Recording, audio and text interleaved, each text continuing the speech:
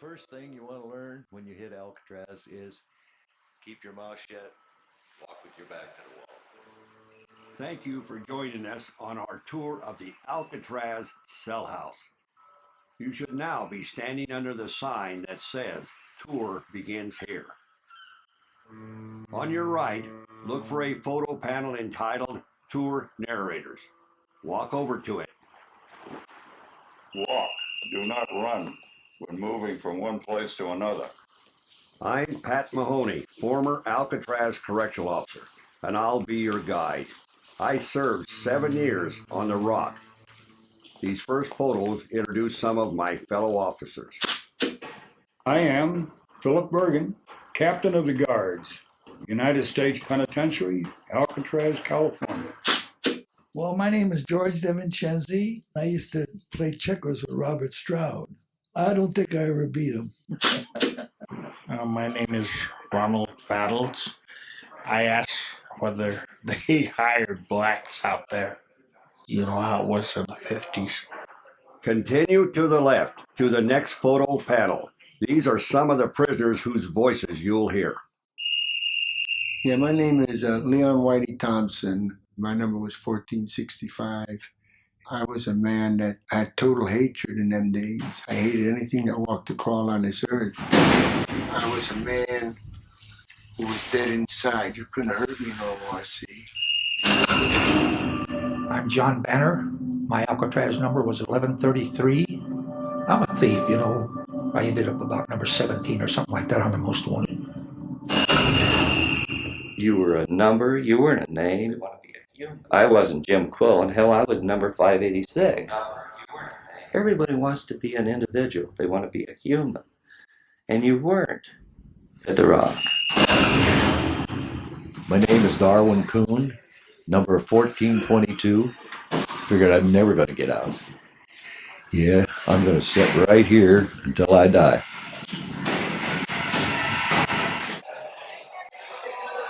Well, here's a typical Alcatraz cell. Every one of them in the cell house exactly like. I had a metal tabletop and a little chair there, and that was about it. The cell was pretty barren. 5 feet wide, 9 feet long, 7 feet high. That's what I call a little box. No decorations allowed, anything, couldn't paste anything on the wall. Continue to the next cell. Waiting on the bed for each new prisoner was a copy of the official rules and regulations. This is the rules of the cell house. Your cell is subject to search at any time. One of their favorite privileges was the recreation yard. The most pleasant place, I believe, on Alcatraz, and the most appreciated. The handball court, the horseshoe court. D block.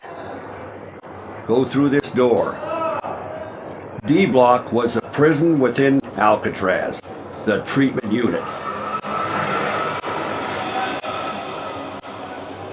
This place is going to operate on the basis that you do what you're told, and you're going to get a fair break. If you don't behave yourself, we're going to come down on you like a ton of bricks.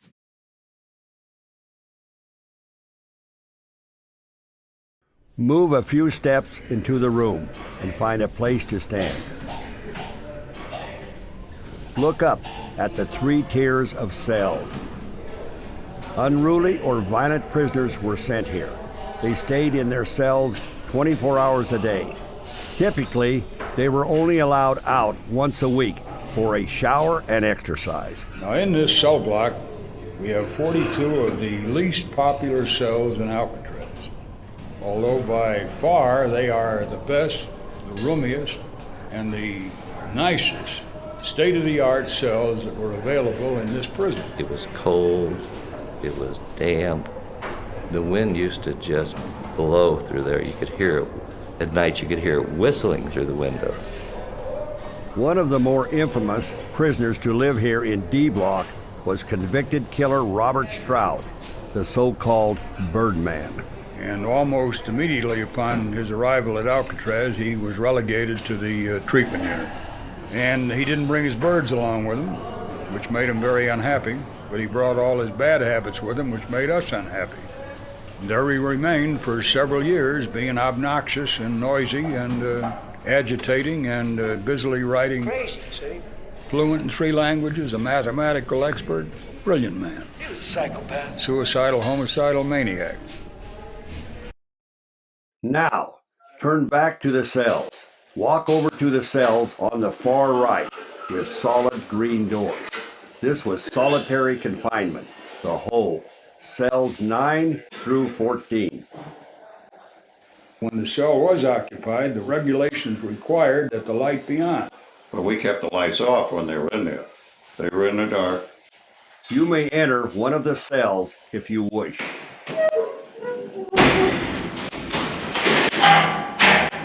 Well, when I'd go in the hole, what I used to do was I'd tear a button off my coveralls. I'd flip it up in the air. Then I'd turn around in circles. Then I'd get down on my hands and knees and I'd hunt for that button. Then when I found the button, I'd stand up, I'd do it again.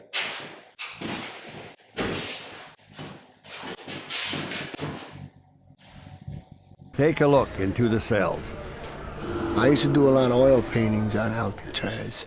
If I was painting a scene of the Swiss Alps or something like that, hey, I'm right up there skiing as I'm painting, and I used to escape that way. My grandmother taught me how to crochet when I was a kid. So I taught a lot of guys how to crochet. Big tough guys sitting in there with a needle and crocheting. Move on to the next cell. In the 1950s, radios were installed at Alcatraz. You might have noticed what looks like a light switch box with 2 holes. Prisoners plugged their earphones in there to listen to the radio. We had 2 stations we could plug into. They let us listen to such programs as Boston Blackie, Pelican, How the Gun Would Travel, baseball games, and basketball games. Move on to the next cell. At nighttime, between 6:30 and 7:30, they have what they call a music hour. They play harmonicas or a guitar or whatnot. They had one guy over there, and he used to play one of these slide trombones. And I think he only knew 3 notes, da da da, da da da. For an hour, that's all I hear, ta ta ta, ta ta ta. New Year's Eve, everybody had a saxophone or a clarinet or a guitar or whatever started playing. Then they'd take their tin cups and they'd rack them back and forth across the front of the Mars. Approach the visitors' windows. I thought, hell, I'll see some good-looking chick at least, if nothing else, you know. And I walked up there, and here's this good-looking girl. I was nervous, didn't know what to expect. I knew who she was when I got a real good look at her, and when she said Jimmy, which was what she always called me, hell, I knew it was my sis. Once I saw Jimmy, it was, you know, he didn't look different, and he was overwhelmed, and we just, he couldn't believe it. He couldn't believe it, that we were there and that I had grown up and that I'd come to see him. Let's continue. Directly ahead, on the right, look for an open gate with a sign that reads, Administration Wing. Walk through this door. Prisoners rarely saw the world behind this door. We're now entering officers. I never did see what it looked like inside the warden's office. The only time I ever found out what it would look like is when I come back as a tourist. Alcatraz had 4 wardens over its 29-year span. Walk over to their photos. The prison opened in 1934 under the strict discipline of Warden James Johnston. They call him Saltwater Johnson, see? Things start to change when the new warden come in. They open up a little more. Move to the next photo. Yeah, Warden Ed Swope. Nobody wanted to tangle with Swope. The convicts called him the devil.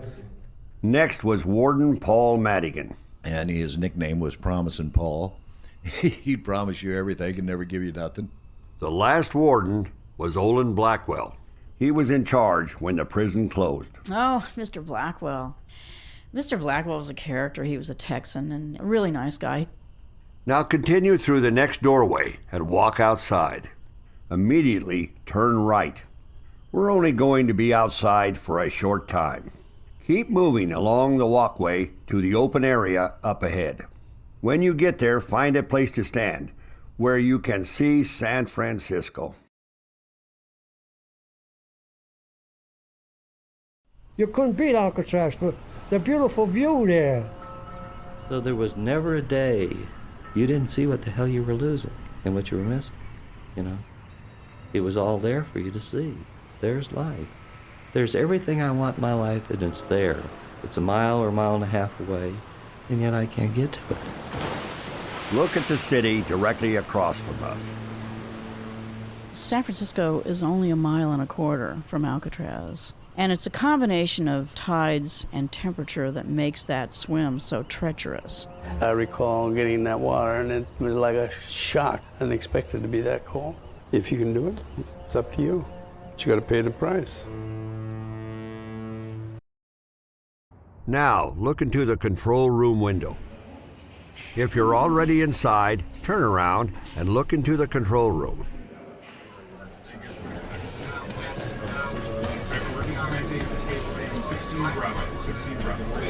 When they heard the escape siren, every officer on the island rushed here to report for duty. Prison authorities had made their own plans in case of escape. The escape response plans were located in a locked safe, and so my father had to go and get the key or the combination and unlock the safe, and then that would determine which officers were armed, where they were positioned, and make sure that all the bases were covered in any kind of an escape. 3 times a day, all the men in general population gathered here for 20-minute meals. Imagine 200 plus men, each armed with a knife, fork, and spoon. This was potentially the most dangerous room in the cell house. And if you notice up on the ceiling there, you see these canisters up there dotted around. That's tear gas. And we nicknamed the dining room the gas chamber. It so happened during the history of Alcatraz, they never did trip the button. If they did trip it, they would have made a fatal mistake because them 2 guards in there and the lieutenant would never have gotten out of there alive. Now walk to the barred area at the far end of the dining room. Behind it is the kitchen area. Notice the knife rack on the left. The shape of each knife was outlined on the rack. This way, officers could tell immediately if one was missing. Even so, some knives disappeared.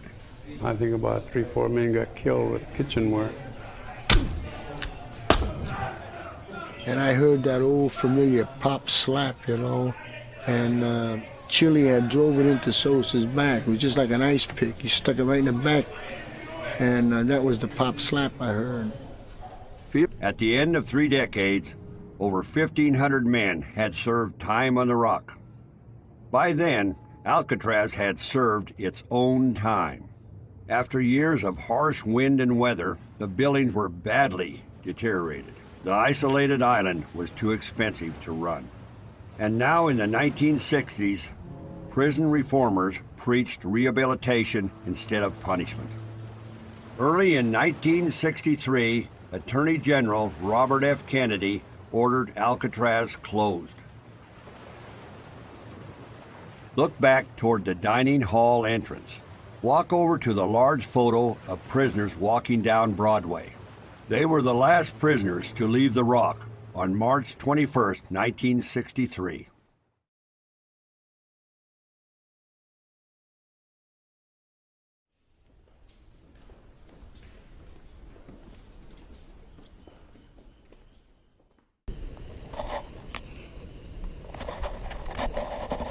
Tiring. So this walk is tiring.